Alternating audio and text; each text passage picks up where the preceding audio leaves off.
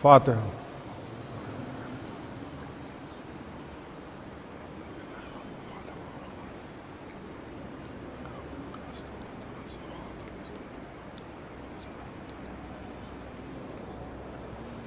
اعوذ باللہ من الشیطان اللعین الرجیم، بسم اللہ الرحمن الرحیم۔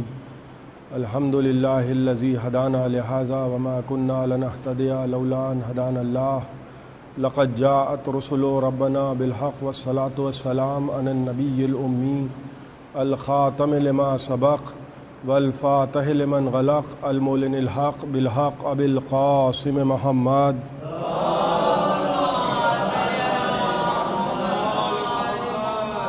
والصلاة والسلام علی اہل بیتہ الطیبین الطاہرین المعصومین المظلومین الذین اذھب اللہ عنہم الرجس وطہرہم تطہیرا۔ ایک صلوات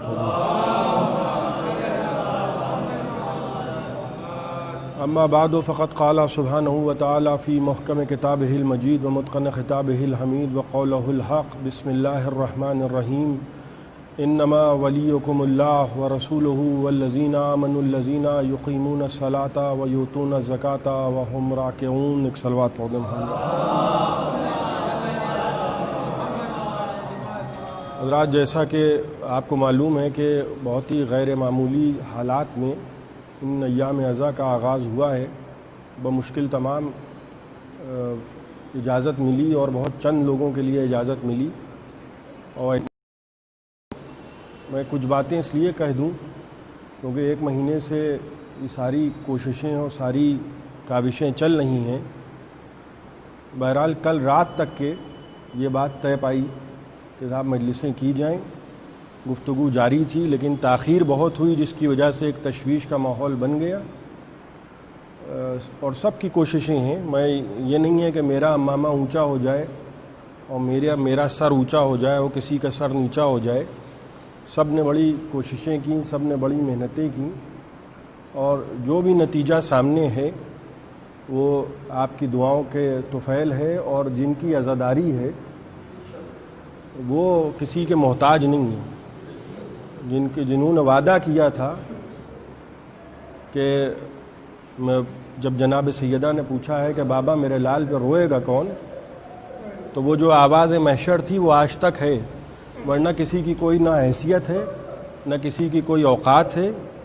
کیا ہماری حیثیت کیا؟ جب ہم نہیں تھے تب بھی عزاداری ہوتی تھی، جب ہم نہیں ہوں گے تب بھی عزاداری ہوگی۔ یہ سلسلہ جاری رہے گا۔ 200 سال ہو گئے ہیں، 200 سال۔ یہ جو اشرا میں پڑھ رہا ہوں یہ مجھے 6واں سال ہے، اور ظاہر ہے کہ یہ مجمع جو یہاں ہوا کرتے تھے اب وہ مجمع نہیں ہیں، اور بس آپ چند حضرات ہیں، اور آپ ہی میں ہمیں یہ سال گزارنا ہے۔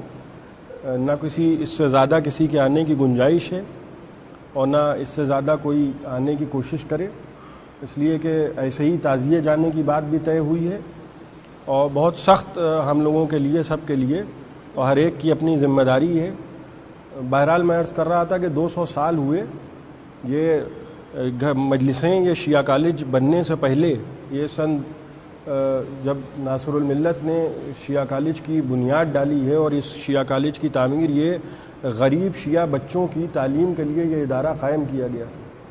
یہ غریب کے لیے یہ ادارہ بنا تھا، اور وہ جو سٹی برانچ تھی وہ لڑکوں کے لیے بنائی گئی تھی جو سیتاپور روڈ پر ہے، اور یہ جو ہے وہ حکیم صاحب، عالم صاحب جو منتقل ہو رہے تھے، ہجرت کر رہے تھے، ان سے میرے دادا مرحوم سرکار سید الملت جن کے نام کا یہ حال ہے، انہوں نے 50,000 روپے دے کر نقد، اور میری دادی مرحومہ کے جڑاؤ کنگن بیچ کر راتوں رات ان کو وہ رقم دی، تو یہ عمارت جہاں یہ اشرا قائم ہوا ہے، یہ مجلسیں یہاں ہوتی ہیں۔ یہ مجلسیں پہلے نصیر منزل جو جناب والی گلی مولانا محمد نصیر روڈ پر واقع ہے، یہ مجلسیں پہلے وہاں ہوتی تھیں، مجمع بڑھا، پھر یہ مجلسیں منتقل ہو کے اکرام اللہ خاں کے امام باڑے میں ہونے لگیں، پھر یہ مجلسیں منتقل ہوئیں، اور مجمع جب بڑھا تو ناظم صاحب کے امام باڑے میں ہونے لگیں۔ سن 1980 میں، یہ میری پیدائش سے پہلے کی ساری باتیں ہیں، جب یہ حال سرکار سید الملت میرے جد مرحوم کے نام سے بن کے تیار ہو گیا تو میرے والد سرکار روح الملت نے ان مجلسوں کو ناظم صاحب کے امام باڑے سے یہاں منتقل کیا، اور 2015 میں 5 مجلسیں انہوں نے یہاں پڑھیں، 5 مجلسیں مجھ سے پڑھوائیں، انہی کا حکم تھا، اور 5 مجلسیں افضل محل نے میں نے پڑھیں، 5 مجلسیں انہوں نے پڑھیں، اور اس کے آئندہ آنے والے برسوں میں یہ اشرا انہوں نے میرے سپرد کر دیا۔ میری کجمج بیانیاں ہیں۔ میں یہ جب پچھلے سال یہاں پہلی محرم تھی تو کسی کو یہ اندازہ بھی نہیں تھا کہ جب آئندہ سال ہم فرش عزا پہ بیٹھیں گے تو وہ فرشی محدود ہوگا۔ بہرحال یہ چند باتیں تھی جو میں نے عرض کی، اور جب شروع میں میٹنگ ہوئی ہے 11 تاریخ کو کمشنر صاحب کے یہاں، تو انہوں نے یہ کہا تھا کہ ہم نے آپ لوگوں کی باتیں سنی، قبلہ حمید الحسن صاحب نے بہت سی باتیں کہی تھیں، یہ نہیں ہے کہ وہاں سب خاموش بیٹھے رہے تھے، یہ بھی غلط فہمی ہے اور اس غلط دور ہونا چاہیے۔ قبلہ حمید الحسن صاحب نے یہ کہا کہ مجلسوں کے لیے چند آدمیوں کی اجازت دی جائے، میرے والد سرکار روح الملت نے کہا کہ چند لوگوں کی اجازت دی جائے، مجلسیں ضرور ہوں، فرش عزا کا بچھنا ضروری ہے، اور اس پہ ولو ایک آدمی بیٹھا ہو، یعنی یہاں تک کہ بات ہوئی کہ اگر اکیلے بھی مجلس پڑھنا ہو اور ایک آدمی کی بھی اجازت نہ ہو تب بھی پڑھیں گے۔ اور قبلہ کلب جواز صاحب نے بھی اپنی باتیں کہیں، سب نے اپنی اپنی باتیں کہیں، اور انہوں نے یہ کہا تھا کہ ہم آپ کی باتیں اپنے اوپر پہنچائیں گے اور اس کے بعد جو جواب ہوگا وہ آپ لوگوں تک پہنچا دیا جائے گا۔ اور اس کے بعد ایک کوئی گائیڈ لائن جاری ہوئی جس کا ہم لوگوں کو اس وقت قطعاً علم نہیں تھا، جس کی وجہ سے ایک بہت زیادہ لوگوں میں تشویش و کنفیوژن پیدا ہوا، کہ جس میں یہ لکھا ہوا تھا کہ مطلقاً سب کچھ ہر چیز پہ پابندی لگا دی گئی ہے، اور تھوڑا اس وجہ سے حالات خراب بھی ہونے لگے تھے، لیکن اللہ کا شکر ہے کہ 5 لوگوں کی صحیح لیکن ہم کو اجازت ملی، اور ہم ان مجلسوں کو اس طرح شروع کر رہے ہیں کہ میں نے قرآن مجید کی جس آیہ کریمہ کی تلاوت کا شرف حاصل کیا ہے، اور جو اس کے ذیل میں نے عنوان قرار دیا ہے، وہ عنوان ہے ولایت۔ اور ولایت جو ہے وہ ایک ایسا موضوع ہے کہ اگر ولی نہ ہو تو کوئی بھی کام دنیا میں ممکن نہیں ہے۔ ایک وہ ولی ہوتا ہے کہ جس کو زمانہ ولی کہتا ہے، ایک وہ ولی ہوتا ہے کہ جس کے لیے غدیر میں آیت آتی ہے، ایک وہ ولی ہوتا ہے کہ جو شاید کچھ دن اگر بال بڑھا لے اور بڑی سی داڑھی اگا لے اور درویشوں جیسا لباس پہنے اور آہستہ سے گفتگو کرے، ہاتھ میں تسبیح لے، تو زمانہ سمجھتا ہے یہ ولی ہے۔ ولی وہ نہیں ہوتا۔ ولی کہتے ہیں ہمارے مذہب میں ہمارے مسلک میں ولی کہتے ہیں اسے کہ جو متولی امور عالم ہو، کسی امام باڑے کا متولی نہیں، کسی مسجد کا متولی نہیں، جو متولی امور عالم ہوتا ہے وہ ہمارے مذہب میں ولی کہلاتا ہے۔ اور ولایت اتنا سستا عہدہ نہیں ہے کہ جس کو کچھ قیمت دے کے خرید لیا جائے، اور تختیاں لگانے سے کوئی ولی نہیں ہوتا، تمغے بانٹنے سے کوئی ولی نہیں ہوتا، اسٹیکر چپکا دینے سے کوئی ولی نہیں ہوتا۔ ولایت ایک مقدس ترین عہدہ ہے جس میں خدا خود شامل ہے، یعنی وہ جو لا شریک ہے وہ اس عہدے میں شریک ہے۔ انما ولیکم اللہ، دیکھو یاد رکھو، سب سے پہلے اللہ تمہارا ولی، ورسولہ، اس کے بعد رسول تمہارا ولی، والذین آمنوا الذین یقیمون الصلاۃ ویؤتون الزکاۃ وہم راکعون، اس کے بعد وہ ولی کہ جو نماز کو قائم کرتے ہیں، یقیمون الصلاۃ، نماز کو پڑھنے والے اور ہیں، توجہ فرمائیے گا، نماز کو قائم کرنے والے اور ہیں۔ ہم آپ نماز پڑھ رہے ہیں، ہم نے نماز کو قائم نہیں کیا ہے، اس لیے کہ ہم نے اپنے آباء و اجداد سے جو سیکھ لیا ہم اسی کو دین سمجھیں۔ ہم نے نماز کو قائم نہیں کیا ہے، نماز قائم انہوں نے کی تھی، وہ کہ جو خنجر تلے کہہ رہے تھے لا الہ الا اللہ، وہ انہوں نے نماز کو قائم کیا تھا۔ نماز پڑھنے والے تو بہت تھے، لشکر یزید میں جتنے بھی تھے سب اپنے آپ کو اتنا بڑا نمازی سمجھ رہے تھے کہ خود سید الشہداء سے کہا جا رہا تھا کہ حسین آپ نماز پڑھ کے کریں گے کیا؟ یعنی جو اصل نماز ہے، جو اصل دین ہے، اب قرآن نے وضاحت سے کہہ دیا اللہ ولی ہے، اس کا رسول ولی ہے، دو باتیں واضح ہو گئیں۔ تیسرا جملہ جو ہے، تیسرا جز جو ہے، اس میں نام نہیں ہے، اس میں قرآن نے صفت بیان کر دی، والذین یقیمون الصلاۃ والزکاۃ وہم راکعون، وہ کہ جو نماز اور حالت رکوع میں زکوٰۃ عطا کرتا ہے وہ ولی ہے۔ سب نے علی کو زکوٰۃ دیتے ہوئے دیکھا، حالت رکوع میں زکوٰۃ دیتے ہوئے دیکھا، اس کے بعد بھی پوچھنے لگے اللہ کے رسول یہ ولی ہے کون؟ بھئی بہت سے بھولے ہر زمانے میں رہے ہیں، جو بیچارے ایسے ہوتے ہیں کہ سب کچھ سمجھتے ہیں مگر کچھ نہیں سمجھتے ہیں۔ ارے جو کچھ نہ سمجھے اس سے خدا سمجھے۔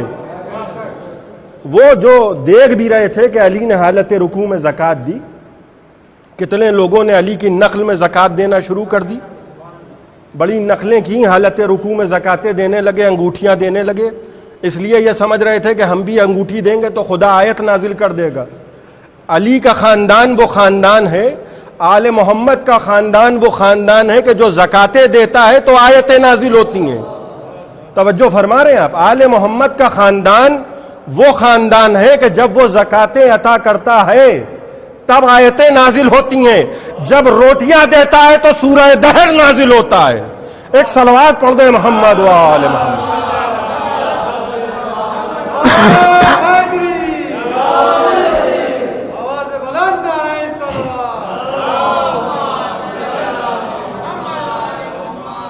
جب آیتیں دیتے ہیں، توجہ فرما رہے ہیں آپ حضرات، جب زکوٰۃ دے رہے ہیں، انگوٹھیاں دے رہے ہیں تو آیتیں نازل ہو رہی ہیں، اور فرما رہے ہیں جب روٹیاں دے رہے ہیں تو آیت نہیں آ رہی ہے، سورہ دہر نازل ہو رہا ہے، پورے کا پورا سورہ نازل کر دیا۔ اس کے بعد بھی لوگوں نے کہا اللہ کے رسول یہ ولی ہے کون؟ اللہ کے رسول یہ حجت خدا ہے کون؟ یہ اولی الامر ہے کون؟ ہم سمجھ نہیں پائے، تو جتنے نادان تھے سب کو مسجد میں بٹھا لیا، اور اس کے بعد دروازے سے علی داخل ہوئے۔ اس کے بعد بھی لوگوں نے پوچھا اللہ کے رسول اولی الامر ہے کون؟ کہا عجیب لوگ ہو، دیکھ بھی رہے ہو، پوچھ بھی رہے ہو۔ ایک صلوات پڑھے محمد و آل محمد۔ ایک اس سے بہتر صلوات پڑھے محمد و آل محمد۔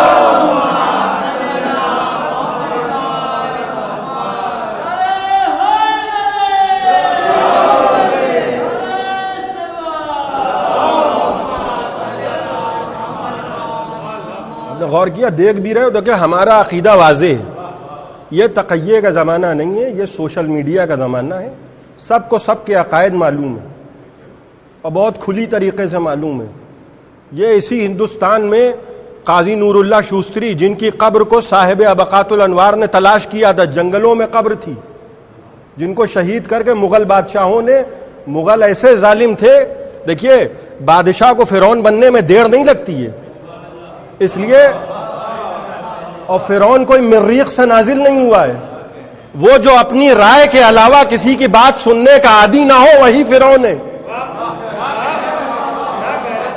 یہ جی حضوری یہ دھیرے دھیرے انسان کو ذل الہی بنا دیتی ہے، اس کے بعد ذل الہی فرعون بنتے ہیں، پھر نمرود بنتے ہیں، پھر یزید بن جاتے ہیں، زیادہ دیر نہیں لگتی ہے۔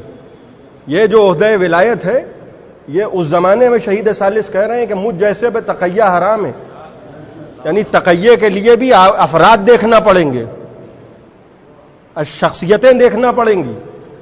یہ ولایت پر بڑی عظیم کتاب لکھی جس کا نام ہے احقاق الحق، ولایت علی پہ کتاب لکھی۔ دیکھیے دو ہی راستے ہیں، ایک غدیر کا راستہ ہے، ایک سقیفہ کا راستہ ہے۔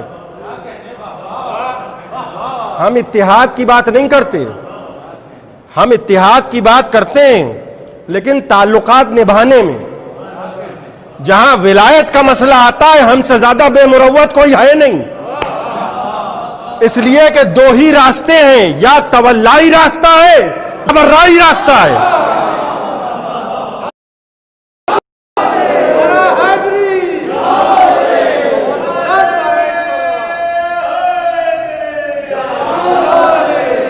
اور دو میں سے ایک راستے کو چننا ہے۔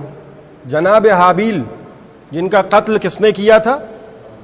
قابیل نے، آدم کا بیٹا اور قاتل۔ آپ غور کیجئے، نبی کا بیٹا اور قاتل، زمین پہ سب سے پہلا قاتل نبی زادہ ہے۔ ارے آپ کسی اور زادے کی کیا بات کریں جب نبی زادوں پر سے اعتبار اٹھ جائے۔ اس لیے ہم نبی کے ہر رشتہ دار کو نہیں مانتے۔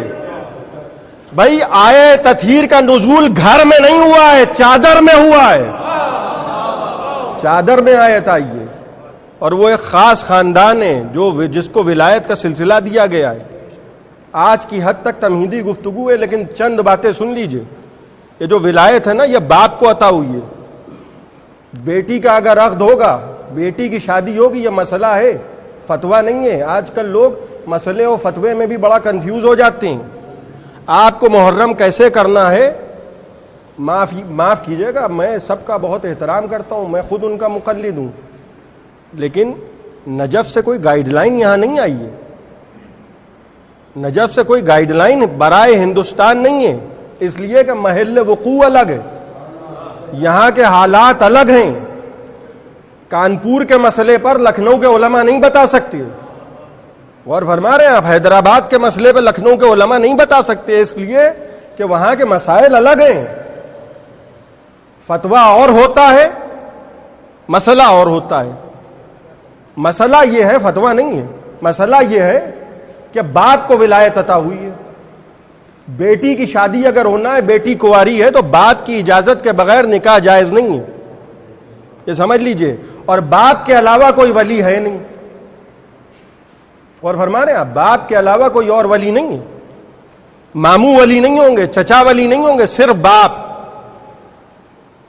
اب ایک بات میں آپ کی خدمت میں عرض کر دوں، باپ کو اللہ نے ولایت عطا کی ہے نا، رسول خدا کا جو عقد ہوا ہے، رسول خدا کا جو عقد ہوا ہے، وہ کس نے پڑھایا؟ کس نے پڑھا؟ میں اجازت کی بات نہیں کر رہا ہوں، خود ابو طالب نکاح پڑھ رہے ہیں، اور جناب ختیجہ سے عقد ہو رہا ہے، تو ادھر وہ چچا کے جو مثل باپ ہے، اور ادھر وہ چچا جو مثل باپ ہے۔ بھائی جناب ختیجہ ملکۃ العرب کہلاتی ہیں، اور فرما رہے ہیں ملکۃ العرب یعنی کیا معنی ہوئے؟ عرب کی رانی۔ میں دست ادب جوڑ کے پوچھوں کہ ملکۃ العرب کہلا رہی ہیں زوجہ، تو کیا رسول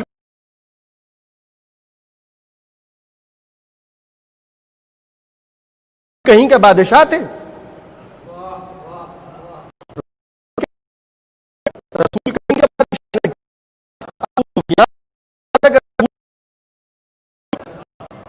جناب عباس کے چچا سے کہنے لگا کہ ایک مرتبہ تیوریوں بل پڑ گئے چچا کے، اور کہنے لگے بدبخت کمبخت سے تو ملک سمجھ رہا ہے وہ نبوت۔ دیکھیے دادا کہہ رہا تھا ملک ہے، اور یزید اس کا پوتا تخت پہ بیٹھ کے کہہ رہا ہے لعب الہاشم بالملک۔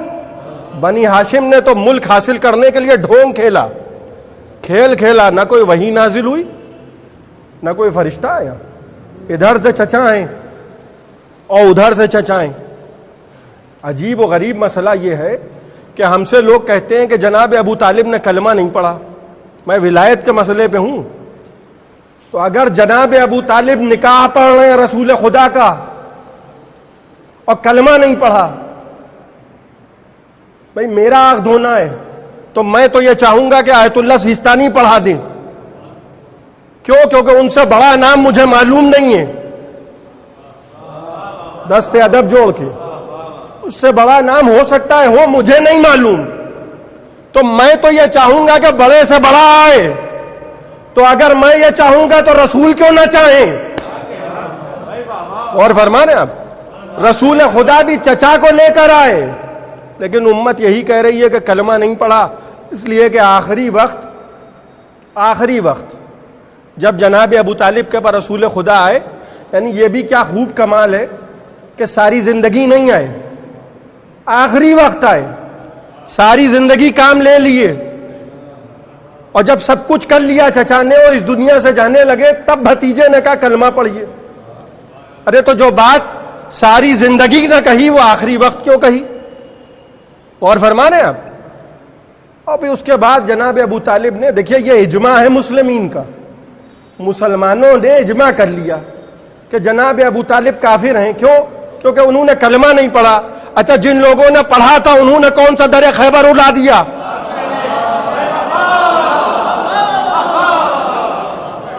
جن لوگوں نے ماشاءاللہ بڑے کلمے پڑھے انہوں نے کیا کر لیا؟ جناب ابو طالب تو ایسے ہیں کہ 50 برس ساتھ دیا ہے رسول خدا کا، 50 برس کی صحابیت ہے. دیکھیے صحابی اسے نہیں کہتے کہ جو ساتھ ہو، صحابی اسے کہتے ہیں جو ساتھ دے. ساتھ رہنے والا صحابی نہیں ہے. خدا نہ خواستہ کوئی بات ہو جائے مجلس میں، آپ سب بھاگ جائیں تو میں کیا کہوں گا؟ ارے میں نے بڑا غلط انتخاب کیا، 5 لوگ بلائے انہوں نے میرا ساتھ نہیں دیا. تو ساتھ ہونا اور ہے، ساتھ دینا اور ہے. وہ جو بھاگنے والے تھے وہ ساتھ ہو گئے تھے.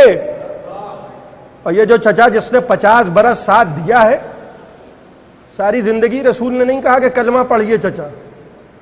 جب اس دنیا سے جانے لگے چچا کلمہ پڑھیے.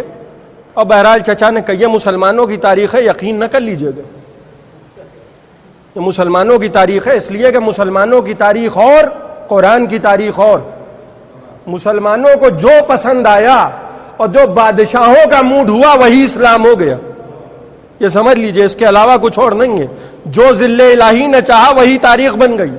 ایک تاریخ وہ ہے جو حقیقی تاریخ ہے، ایک تاریخ حسینی ہے، ایک تاریخ یزیدی ہے. 2 تاریخیں آپ کو ملیں گی. ابو طالب نے کلمہ نہیں پڑھا اور پھر آیت نازل ہوئی. اور آیت کیا نازل ہوئی؟ انک لا تہدی من احببت ولکن اللہ یہدی من یشاء. اے میرے حبیب آپ اس کی ہدایت نہیں کر سکتے جس سے آپ محبت کرتے ہیں. ارے آیت بھی ایسی ڈھونڈی جس میں ابو طالب کو محبوب رسول خدا بنا دیا.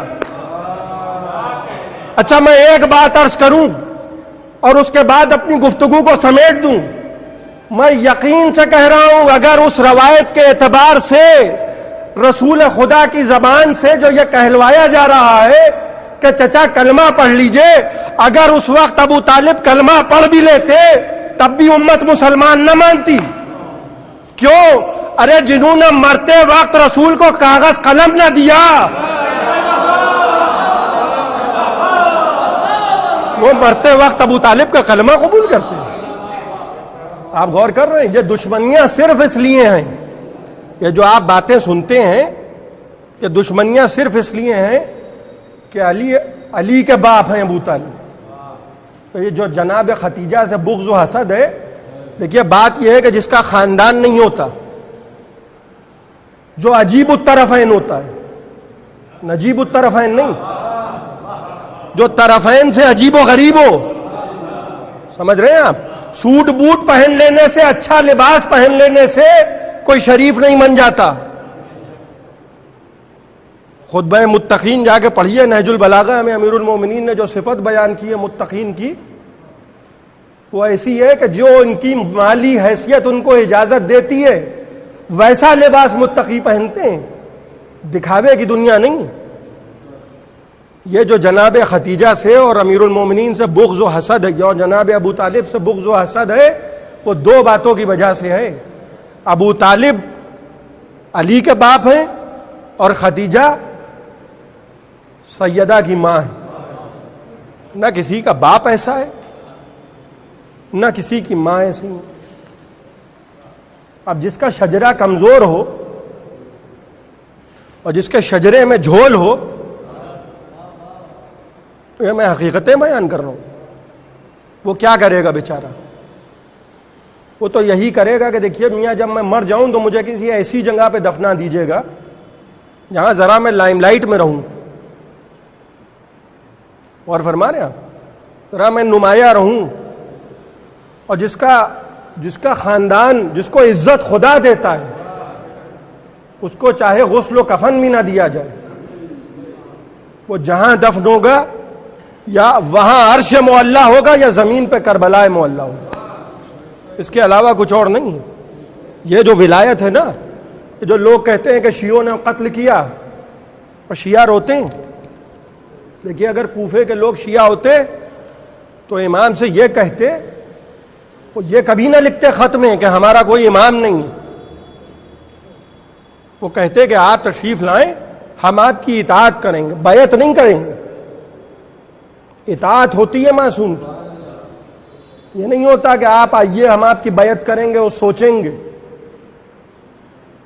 کس کو سفیر بنا کے بھیجا؟ جناب مسلم ابن عقیل کو. آج محرم کی پہلی تاریخ ہے اور یہ ہے مظلومی کا احساس. آپ سوچئے ہم 5 لوگوں میں مجلس کر رہے ہیں. سوچئے کہ جو وارث سے غم تھے ان کو رونے کی بھی اجازت نہیں تھی. جب سکینہ اپنے بابا کو یاد کر کے روتی تھی تو شمر تماچے مارتا تھا. کیا فرمایا زیارت ناہیہ میں ہمارے آپ کے آخری امام نے؟ سلام ان رخساروں پر جن کی رنگت کربلا سے کوفہ اور کوفہ سے شام کئی مرتبہ تبدیل ہوتی رہی. حسین مدینے کو چھوڑ کے جا رہے ہیں، نانا کے وطن کو چھوڑ کے جا رہے ہیں. 27ویں رجب کا عصر کا وقت ہے. 27ویں رجب معراج کی گفتگویں ہو رہی ہیں اور اتنے میں حاکم کا نمائندہ آیا اور جب گفتگو کر چکے حسین اور باہر نکلے تو اپنے 32 برس کے بھائی عباس کو قریب بلایا اور بھائی کے شانوں کو تھام کے کہنے لگے عباس اب یہ نانا کا شہر رہنے کے قابل نہیں رہا. عباس سامان سفر کی تیاری کرو. رات ڈھلتی گئی. مقتل لکھتا ہے کہ حسین نانا کی قبر کی طرف بڑھے اور نانا کی قبر پہ جب پہنچے حسین تو زری کی جالی کو تھاما اور انگلیاں حسین کی زری کی جالی میں پیوست ہو گئیں اور فرمانے لگے اللہم ان ھذا قبر نبیک محمد، اے پروردگار یہ تیرے نبی محمد کی قبر ہے. وَنَبْنُ بِنْتِ نَبِيِّكَ محمد، میں تیری نبی کی بیٹی کا بیٹا ہوں. یہ اس راستے کو منتخب کر کہ جس میں تیری رضا ہو، تیرے رسول کی رضا ہو. اور حسین نانا کی قبر پہ لیٹ گئے. آنکھ لگ گئی، سو گئے حسین. خواب میں رسول خدا کو دیکھا، آستینیں چڑھی ہوئی، گریبان چاک باغ بکھرے ہوئے. کہنے لگے حسین بہت جلد تو میرے پاس آنے والا ہے. آنکھ کھلی، یہ کہتے ہوئے سر کو اٹھایا انا للہ و انا الیہ راجعون. مقتل لکھتا ہے نانا کی قبر سے اٹھے، رخصت ہوئے، سلام کر کے بھیا حسن کی قبر کی طرف چلے. جوانان جنت کے سردار ہیں حسن اور حسین. اور بھائی کی قبر پہ آئے اور کہنے لگے بھیا اب ہم نہ آئیں گے، بھیا اب کوئی چراغ جلانے والا نہ آئے گا، بھیا خدا حافظ. یاد ہے حسن نے کیا کہا تھا؟ جب زہر نے اثر کیا اور زہر کے ساتھ حسن کے جگر کے ٹکڑے نکل نکل کے تشت میں گرنے لگے، حسین چیخ مار کے روئے. حسن مشتبہ نے کہا لا یوم کا یوم کا یا ابا عبداللہ، اے حسین صبر کرو، عاشور کے دن جیسا کوئی دن نہ آئے گا. کہ بھیا اب ہم نہ آئیں گے. مقتل لکھتا ہے کہ حسین جب نانا کی قبر پہ پہنچے تو ایسا لگتا تھا کہ تو جہاں کا بادشاہ جا رہا ہے. جب بھائی کی قبر کی طرف گئے تو ایسا لگتا تھا کہ کوئی شہنشاہ جا رہا ہے. ایک مرتبہ ماں کی قبر کا رخ کیا، ایسا لگا کہ کوئی اماں ہم آ گئے، اماں ہم آ گئے. اماں کی قبر پہ آئے، حسین نے اپنے آپ کو گرا لیا، اما لہو میں ڈوبا چمن دیکھنے چلو، زینب کے بازوؤں میں رسن دیکھنے چلو۔ السلام علیکم یا اماں، اے اماں آپ پر ہمارا سلام۔ قبر سیدہ سے آواز آئی، وعلیک السلام یا غریب لوگ، اے میرا لال حسین تو جہاں جہاں جائے گا یہ ماں ساتھ آئے گی۔ سیعلم الذین انا للہ و انا الیہ راجعون۔